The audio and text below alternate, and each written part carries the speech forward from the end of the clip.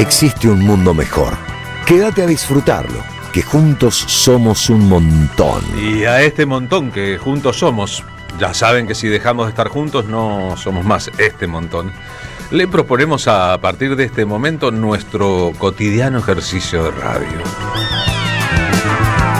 Saben ustedes que de lunes a viernes, de 14 a 16, aquí en la M530, Somos Radio, la radio de Madres de Plaza de Mayo, les proponemos combinar nuestras imaginaciones. Sí, decía Eve Bonafini, la radio al fin y al cabo es un asunto que nos funciona en los teatros de la mente. Nosotros pensamos que es posible combinar imaginaciones para que un programa, en este caso este programa, no sea solo un programa.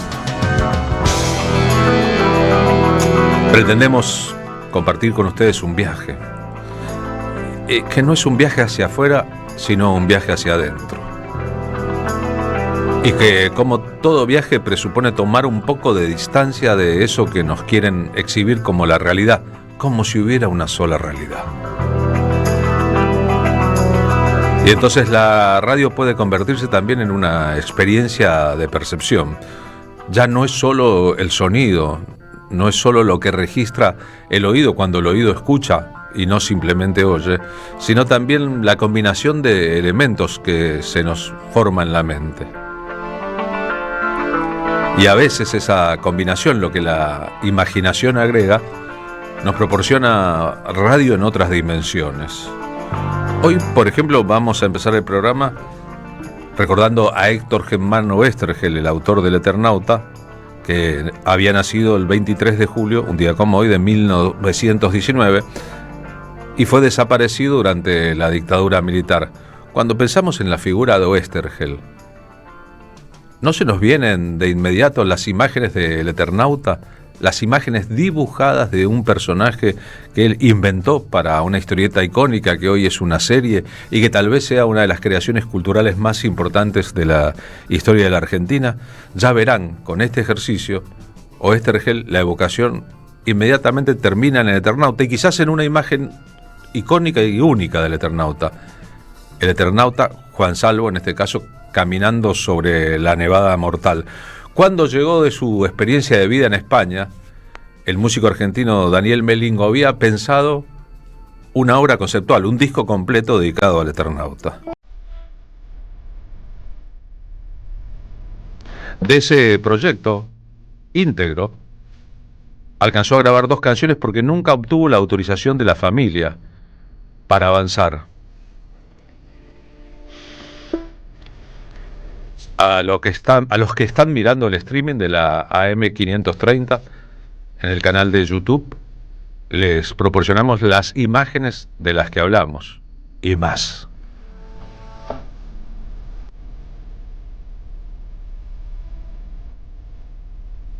La historia de un agrimensor de clase media acomodada, que fue dueño de editoriales, que fue un escritor importante, aunque en su época metido únicamente en el mundo de la cultura popular, urdió durante la dictadura militar iniciada con el golpe de Estado en 1955, una historia que hoy tiene características universales. La serie de Netflix fue estrenada en 190 de los 198 países del mundo, pero que está íntimamente ligada a realidades políticas de la Argentina. La nevada mortal del Eternauta no hubiera sido la nevada mortal del Eternauta de no haber mediado los bombardeos a Plaza de Mayo del 55.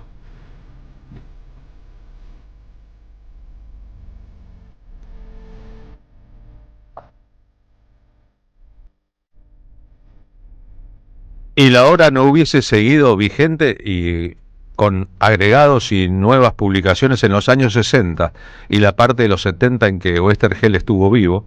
Recuerden que terminó clandestino escribiendo a distancia lo que serían las últimas aventuras publicadas del Eternauta, aún durante la dictadura militar.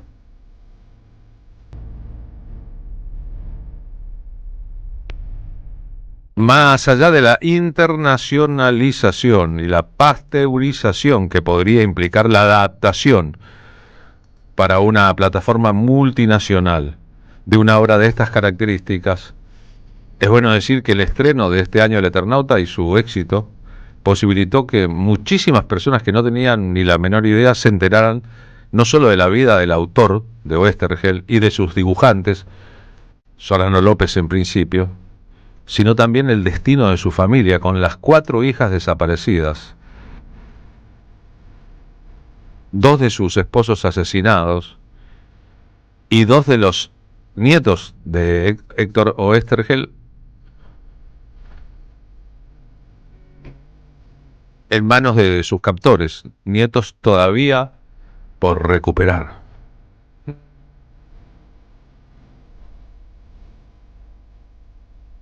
Y todos sabemos que Juan Salvo, la persona común, el que va a resultar héroe por su trabajo colectivo a lo largo de la historia del Eternauta,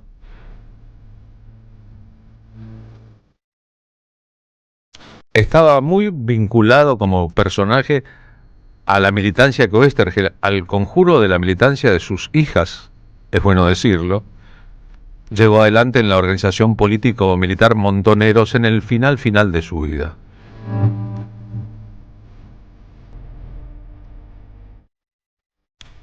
El periodista Martín García lo entrevista en el año 1976, unas semanas antes del golpe de marzo, ese enero, en un programa de Radio Belgrano. Va a hablar Héctor Oesterheld sobre la amistad y el héroe colectivo en su obra.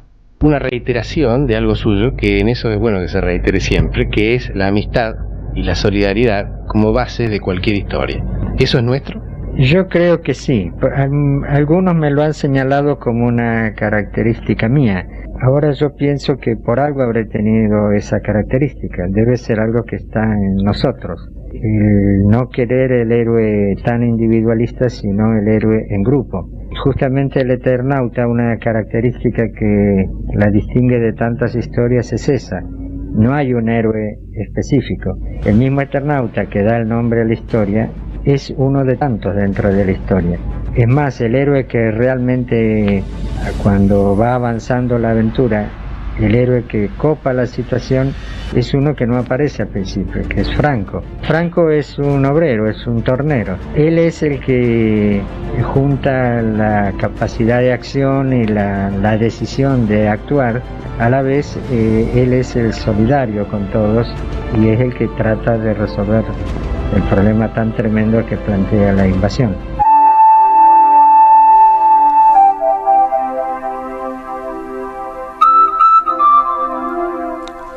A Oesterheld lo terminaron secuestrando a finales de abril del año 76. Reitero, estaba clandestino, estaban buscándolo.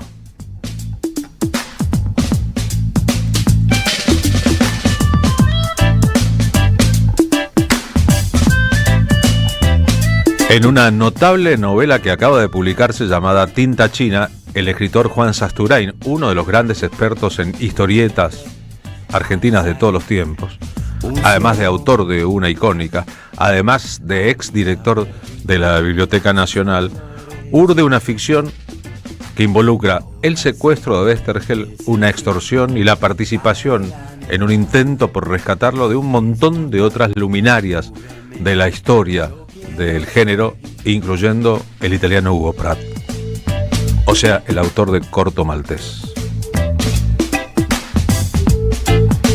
El asunto es que a Oesterheld lo secuestraron en abril del 77 y finalmente lo asesinaron durante el año 78. Estuvo mucho tiempo en cautiverio clandestino. Los hombres recibían.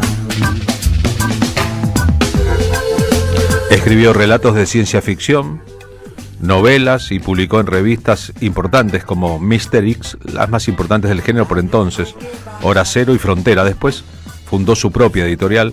Es el autor de muchas historietas icónicas como Sargento Kirk, Bull Rocket y principalmente El Eternauta.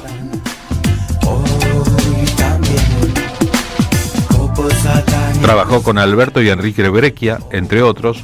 Hizo una biografía del Che Guevara. Las críticas al capitalismo, al colonialismo, al imperialismo aparecieron en buena parte de su obra.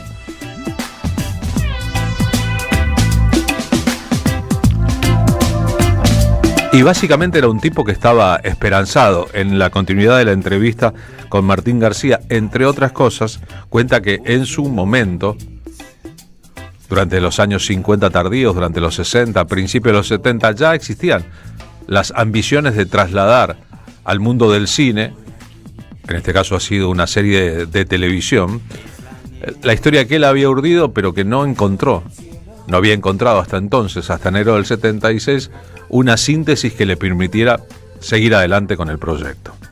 Siempre hay esperanza. Al menos nunca hice una historieta donde se acabara la esperanza. Y creo que nunca la haré porque siempre la tengo. En El Eternauta es una historia con un final un tanto insólito que me lo han discutido tantas veces, pero yo los dejo que lo discutan porque si yo lo quiero explicar, no sé, entraría yo también a discutirlo. Salió como salió el final y yo creo que es el final que le correspondía. Marca un estilo que ahora está muy en boga en el cine internacional, que es la catástrofe, ¿no? Eso hace casi imposible por los costos argentinos pasarlo a un film, hacerlo película. ¿Alguna vez se pensó? Se ha pensado varias veces hacerla. Hasta una vez se pensó para salvar los costos de hacerla en dibujo animado. Pero nunca terminó de concretarse ningún proyecto. Yo creo que se podría hacer, no es tan difícil.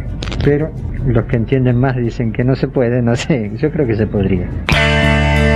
Estamos aprovechando el aniversario del nacimiento de Oesterheld para hablar una vez más del Eternauta y del propio autor y de el significado que ha ido cobrando con el paso del tiempo. Todos ustedes recordarán que cuando nevó en Buenos Aires en julio del año 2007 durante el gobierno de Néstor Kirchner, muy sorpresivamente, además nevó sobre Buenos Aires, había ocurrido solo una vez antes en la historia, en 1918.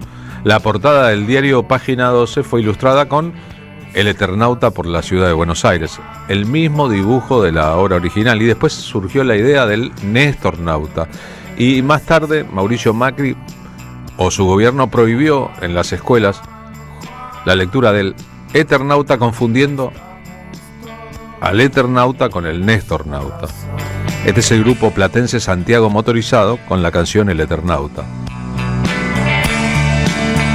Oesterheld era hijo de un alemán que se casó en la Argentina con una criolla de ascendencia española y vasco-francesa. Estudió geología en la UBA, pero siempre le gustó escribir. Trabajó como corrector y después publicó en 1943, el año en que el peronismo empezaría a decir presente, faltaban 3 para las elecciones y 2 para el 45, en el suplemento literario del diario La Prensa.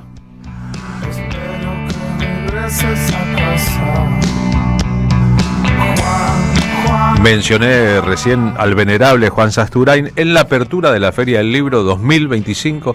Hace poquito, esto decía en un discurso largo, complejo y lleno de matices importantes. Héctor Oesterheld fue un notable contador de aventuras, pero sobre todas las cosas fue un hombre bueno y un hombre sensible. En ese orden o en otro.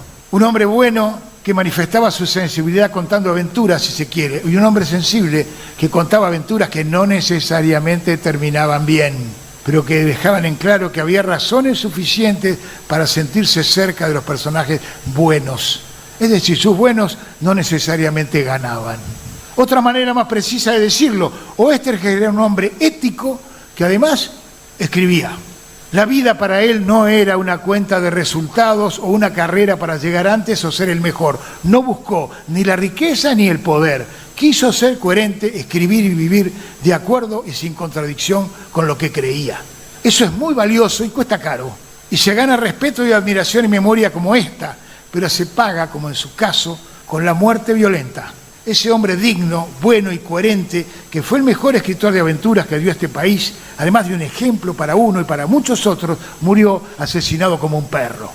Cuando Oesterheld escribía, de los primeros cuentitos infantiles hasta los últimos textos militantes, Oesterhel aventuraba, no imaginaba, ni inventaba, ni conjeturaba, aventuraba. Toda su vida fueron formas de aventurar. Aventurar es imaginar, suponer y proponer con riesgo, poner la convicción y el cuerpo detrás de la imaginación, de la invención, es decir, hacerse cargo de lo que se crea, de crear, y de lo que se cree, de creer. Oesterhel fue un aventurador, uno que concibió la vida como una aventura y la vivió hasta las últimas consecuencias. Unos cuentan para vivir, y él lo hizo también durante muchos años. Otros viven solo para contarlo, o cuentan después lo que no supieron vivir.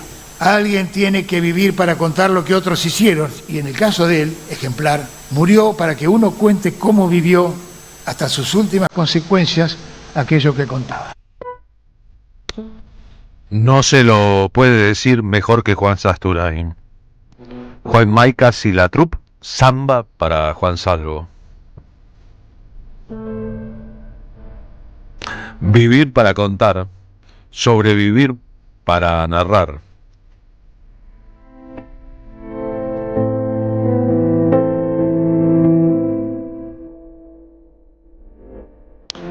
Es bueno decir que Juan Sasturain pertenece a una generación de escritores a la que pertenecen también popes como Osvaldo Soriano o como Eduardo Galeano, que formados en la lógica de la cultura popular, es decir, habiendo leído historietas, habiendo sido ávidos consumidores de las páginas del Gráfico, habiéndose formado también, además de en el universo de los libros, en el universo de las revistas de historietas, reivindicaron más adelante en sus vidas y en sus obras lo que en los años 40 y 50 no era tomado como parte de la cultura, sino de apenas el entretenimiento de masas.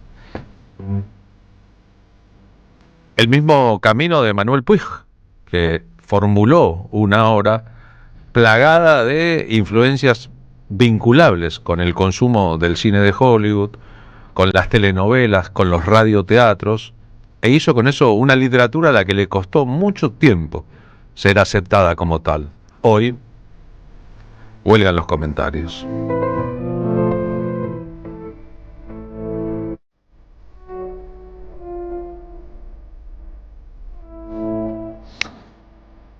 En la adaptación de Netflix del Eternauta, a muchos espectadores les llama la atención ver desarrollada una serie de ciencia ficción en un ambiente como el de la ciudad de Buenos Aires y sus alrededores, que casi todos conocemos.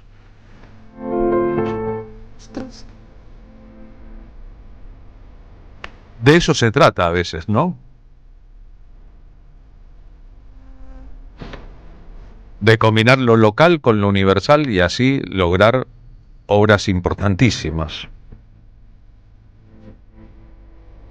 El asunto es que el Eternauta parece haberse devorado el resto de la obra de Oesterhel, y sobre algunas de las aventuras importantes del resto de su obra, de este geólogo y escritor que terminó siendo un héroe de la historia de la historieta, habla el propio Sasturain.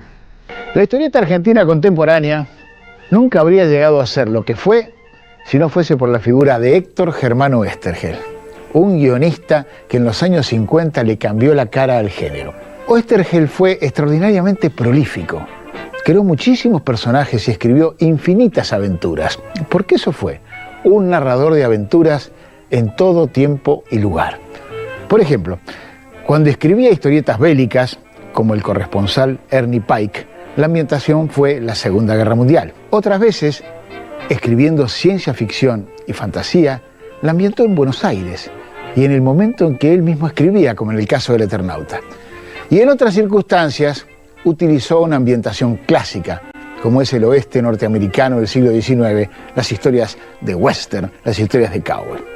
Cuando en 1953 se encontró con otro peso pesado de la historieta argentina, el italiano Hugo Pratt, produjeron un western, una de cowboys, clásica, una de las más hermosas y recordadas historietas de nuestra historia, El Sargento Kirk.